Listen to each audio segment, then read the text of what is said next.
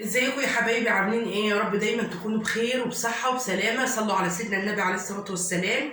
النهارده انا جبت شويه حاجات صغيرين جدا من السوق، علشان خاطر ان انا يعني في العيد كلنا عندنا لحمه، عندنا فراخ.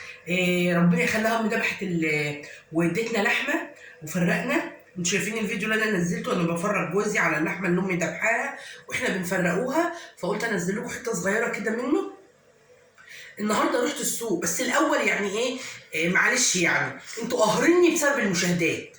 المشاهدات بتجيب لي قهره ليه؟ انا كان الاول بيبقى فيه مشاهدات، خليته نفسي من انا اعمل فيديو، بقى عندي سدة نفس. حتى ما قلتش اصور الفته بتاعت العيد، ما صورتش الاكل اللي بعمله ليه؟ لان انا بنزل ابص الاقي مفيش مشاهدات اصلا. المشاهدات يعني لما بفتح لايف يبقى يجيب مشاهدات، الحمد لله اللايف بيجي عليه مشاهدات، يعني ايه نوعا ما احسن من الفيديو. ليه مفيش مشاهدات؟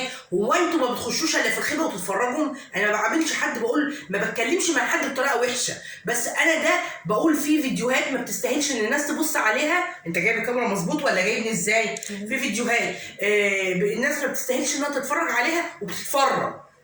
في فيديوهات الناس بتبص عليها يعني ملهاش لازمه، واحترامي ليهم، بس الناس بتتفرج عادي.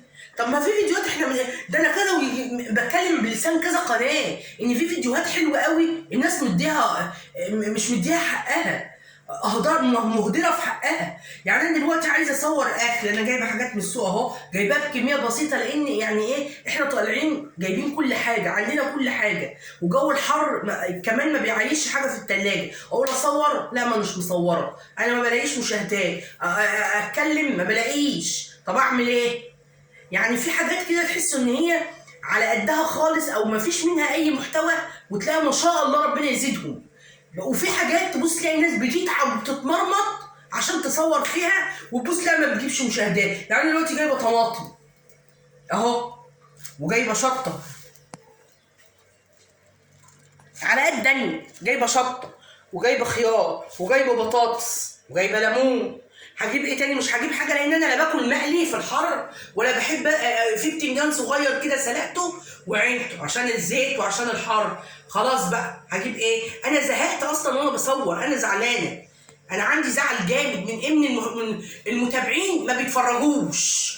المتابعين انا عايزه لو اللي يشوف الفيديو يشيره، اللي يشوف الفيديو ياخده يشيره. اللي في حاجات انتوا ماشيين بالاولويه، فلان ده عنده حاجه كويسه احنا عارفين عنه، يلا تعالوا نتفرج عليه.